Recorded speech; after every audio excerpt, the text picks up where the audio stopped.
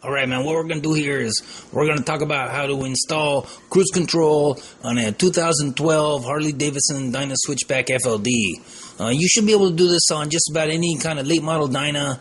This is just a particular bike that I used, and you're gonna need a servo from a non-throttle by wire bike. So it needs to be like older, by like a 2007 or. I used the HD part number 70955-04. That's the most recent part number for non-throttle by wire. But you can look at other bikes. You can cross-reference the number, and you go on eBay or something. You can find you a servo for $125 or something.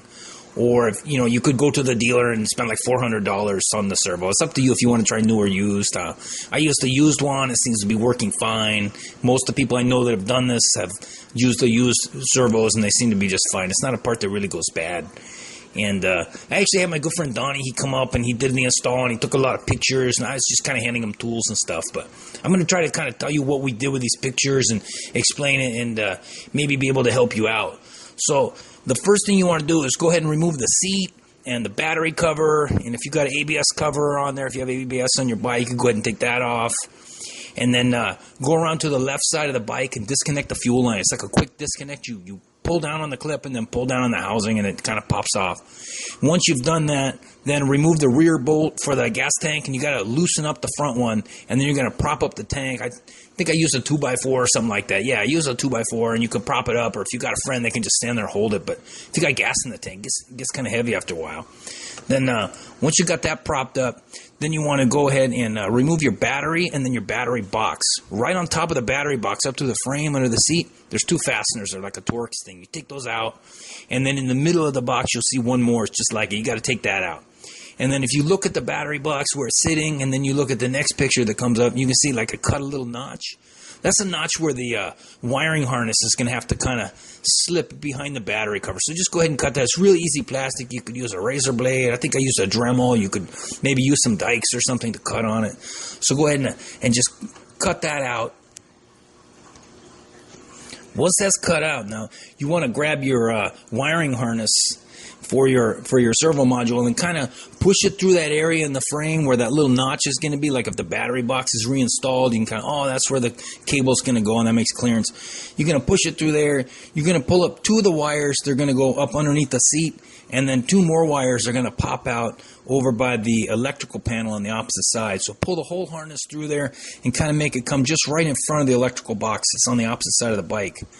Now the connections on the on the electrical panel, it's the frontmost plug. If you're looking at the bike, like it's got these two plugs and one's towards the front, that's the one. You pull that out, and then it's the top two wires on that plug. On my bike, that was the top two wires that you want. It could be something else on your bike. So check the service manual or the electrical manual for your bike. But what you're looking for, the vehicle speed sensor and the engine speed sensor, and those are wires K and H on the servo plug.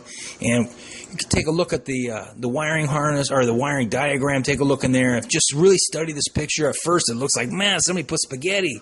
But after you look for a while and you listen, you'll start to see, oh, okay, I got it. So you hook those two wires up, and then there's those two more wires that are kind of poking up under your seat that I told you about. For those, one of those goes to a positive 12-volt power that's switched, and then there's another one that goes to the brake signal.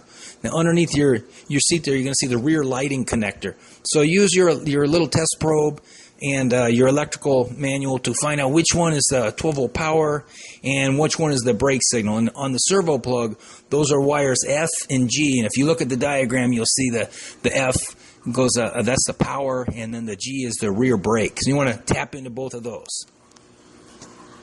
All right, so now you got all that hooked up. What you want to do now is take the rest of the cable and run it up along the frame, kind of sort of imagine when the gas tank comes down, it's kind of tucked in between the gas tank and the frame. Make sure it's not going to get pinched or nothing like that. And then I ran it up the front and had it kind of go into the headlight nacelle. If you don't have a Dyna switchback, you got to figure out some other way to exit it up there that looks good. And then once that's all up there, now we're going to talk about wiring the on-off switch. That wire F, the one I told you that you hooked to the 12-volt power, you're going to run that into one side of the on-off switch. And then take the other side of the on-off switch and connect it to the wire A on the servo harness. If you're not sure what those are, when you look at the plug for the wiring harness on the servo, it's got little letters on both sides of it. So find the one that's wire A. That hooks to the other side of the on-off switch. Now you can turn your cruise control on and off.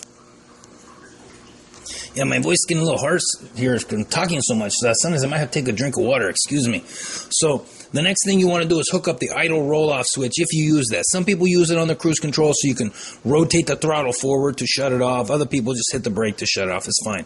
If you use it, tap into that same servo wire F, which is the positive 12-volt power. Connect that to one side of the switch, and then take the other side of the idle roll-off switch and connect it to servo wire D.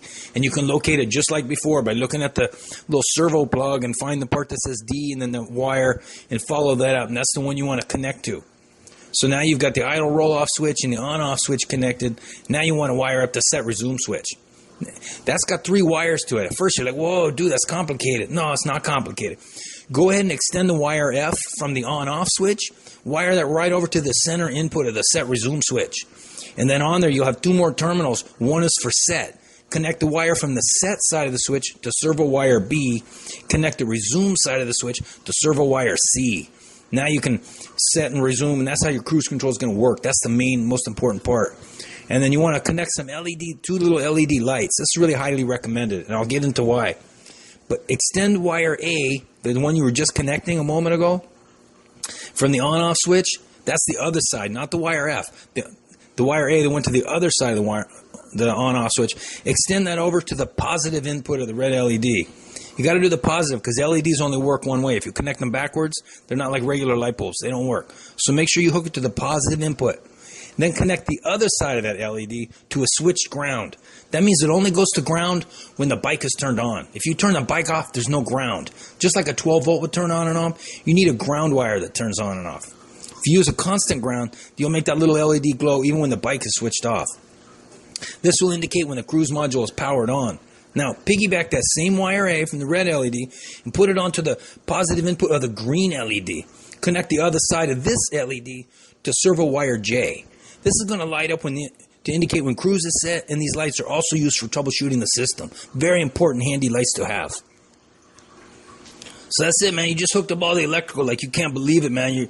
You're like, your mind is totally blown. You're like, dude, my dad's a TV repairman. He's got an awesome set of tools. I just did cruise control on my bike, bro. That's like totally awesome, man. Now, the next thing you want to do, we talked about that idle roll-off switch. It's in a cable. If you're going to hook that up on your bike, here's how you go ahead and do it.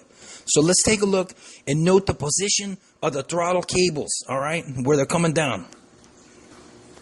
All right, now you got to go ahead and find the idle cable. That's the one that's the rearmost connection. If you're like looking at the throttle and it's got those 2 cables out of the bottom, the idle cable is the one in the back towards the rear of the bike. So go ahead and trace that down, follow that thing, and follow it all the way down to the throttle body, and then disconnect it from the throttle body and replace it with the idle roll-off switch cable. Here's a closer look at the cable. You can kind of see how it goes on there, and take a note in there how it comes apart. So go ahead, you got the old one off. You just put the new one on the same way that it goes in. See that little spring, and you got to get that little ear thing inside the little handle thing on the side of the throttle body. And now your idle roll-off cable is laying next to the old one. You can go ahead and pull the old one out and then route the new idle roll-off switch and reinstall it up into the throttle control the same way you took the old one out. And then you're going to have to readjust it and stuff. So just make sure to lube up the new cable, and then look in your service manual, just figure out how to adjust it and everything. And that's it. You got the wires hooked up for it, or you probably couldn't hook them up. I told you how, but you didn't have it installed yet. Now you do. Go ahead and plug those 2 wires on. It doesn't matter which side of the switch you plug them. It's just a straight on-off kind of connection switch on that. All right, now we're going to go ahead and install the servo throttle cable. So kind of take the one end where it's going to connect to your servo and set it in place there. And then see in the pictures, you got to route it up over the top of the battery, but then it's got to go under the backbone and behind that engine stabilizer. So look in there and you kind of see, it's kind of tricky, but you can do it after a little bit. So you get it through there, and then it comes down, and you see that little E-clip thing where it's hooked onto the throttle body? Yeah, have fun with that, man. You're going to drop it a lot. I suggest you buy 2. You get that at the dealer or something, or auto parts store. It's just a little E-clip. So, yeah, have fun with that. And then once you get that done, then you can just slide the little plastic head of the cable onto the side of the throttle body. You put it over and you push it on. It kind of snaps in. When you look at it, it's pretty obvious when you have that. If you ever replaced your air cleaner with an aftermarket unit and you saw that little funny plug that was hanging down there, this is a good time to go ahead and put a zip tie on that wire. Get out of the way, because it looks stupid, man. It makes you look stupid. Your bike looks stupid. Clean that stuff up, man.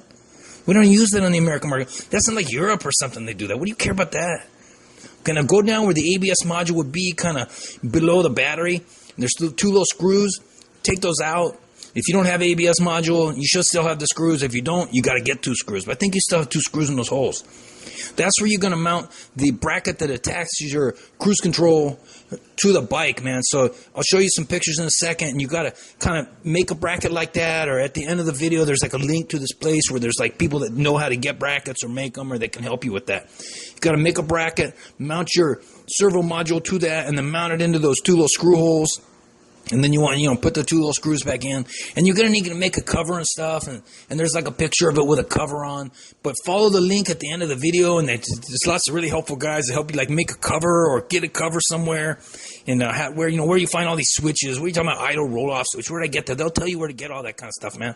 You get the right kind of LEDs and all that, man. It's really cool. So I hope that helped you out, man. It's like right now you're like, dude, I got cruise control, man. I'm like, I'm on the highway. I'm like, low rider. Going to ride a little slower. But you could do a cruise control. You don't get ticketed no more, man. It's like if it's 55, you set it like 57, man. You're cool, man. Cops ain't going to mess with you. All right, man. I hope that helped out. And if you got any questions, like I said, follow that link, and they're going to hook you up, man. Peace out.